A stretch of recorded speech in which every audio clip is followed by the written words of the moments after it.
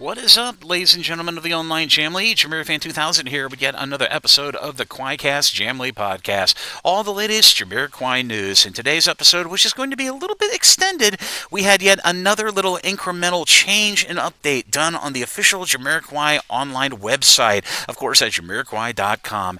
And that change that just recently happened, like I said, is a bit of an incremental change to the official site, kind of like kind of easing itself into a new album area, you might say.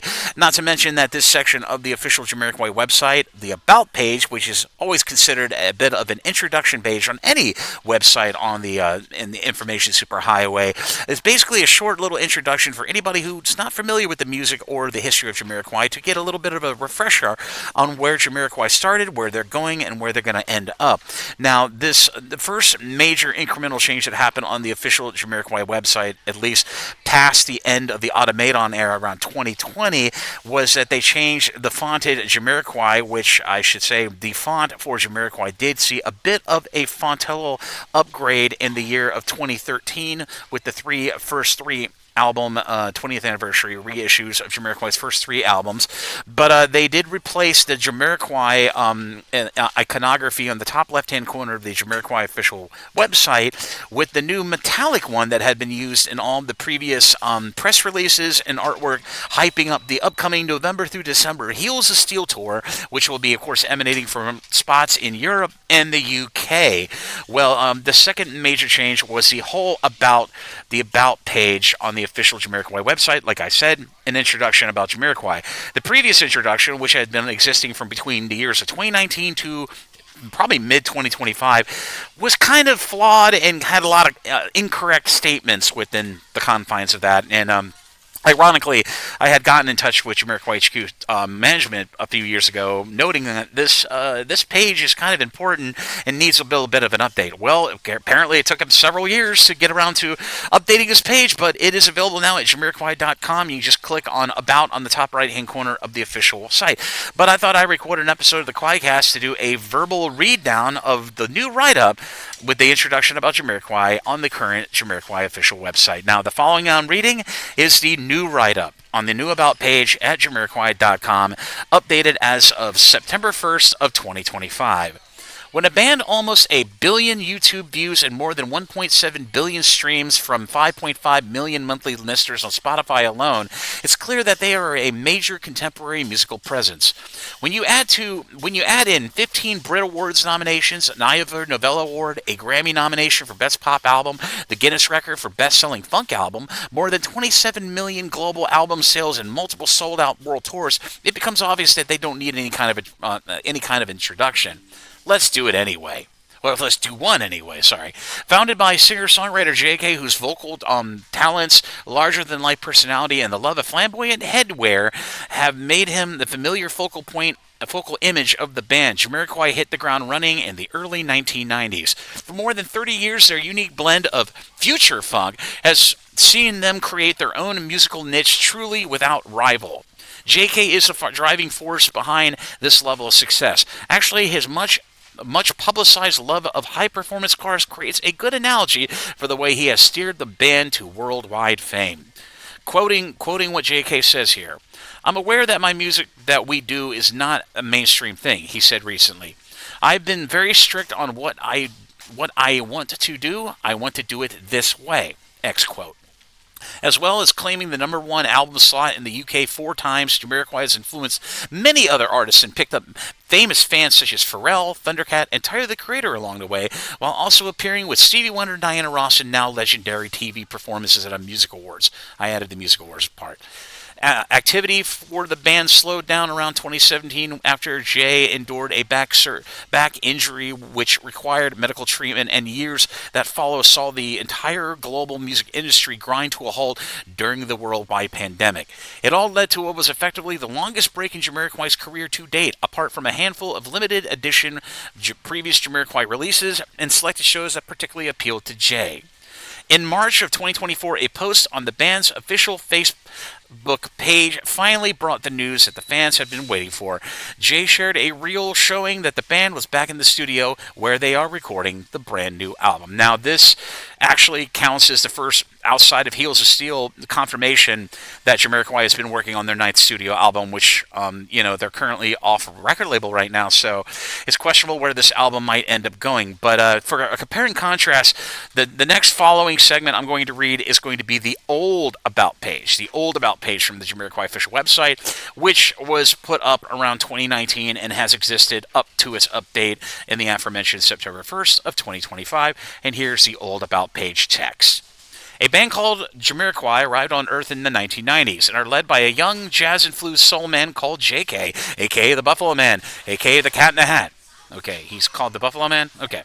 He forecasts global success in the shape of over 27 million album sales, Grammy Awards, Ivor Novella Gongs, MTV Moon Men, multiple sold-out world tours, and more than 30 years of existence.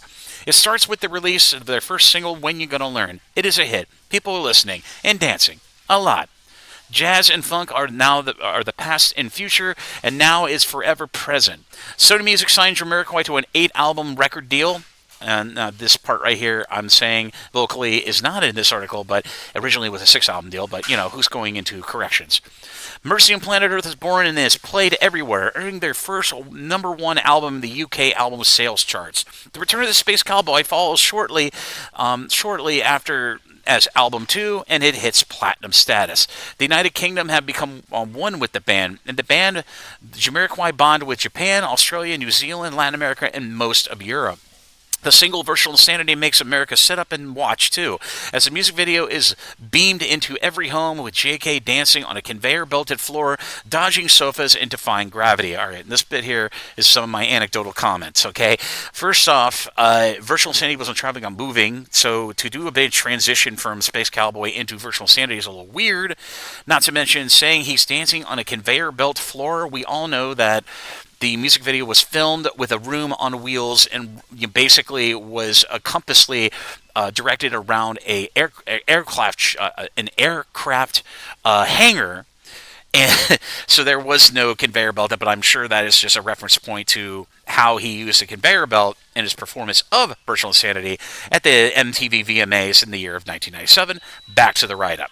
Traveling on Moving is next. The entire world effortlessly celebrates its 4 singles and buys 7 million copies of the album. Music Television are praising Jamiroquai and bequeaths them the Best Video Award to show their respects. Jamiroquai repay the honor by performing the aforementioned MTV Awards ceremony by performing their hit single, Virtual Insanity. The movie industry is playing their music as Deeper Underground becomes a hit single to the Godzilla soundtrack. That's from the year 1998.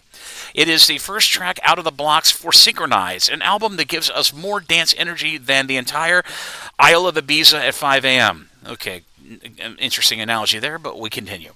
The band are now evolving further with A Funk Odyssey, and the single Little L becomes a major hit globally. Dynamite follows soon after, sprouting new hits and receiving much acclaim, so much so that the band compile a feast of their hits via the High Times singles 1992 through 2006, so that they can savor with every beat per minute. And rightly so, it earns double platinum status in the UK alone. The band tours the planet many times over with 13 Brit Award nominations and are now playing a gig on a modified Boeing 757 flying 35,000 feet above the ground. High times indeed. Their 7th album becomes Rock Dust Lightstar and makes huge leaps in the top of the album charts and modern-day download charts worldwide.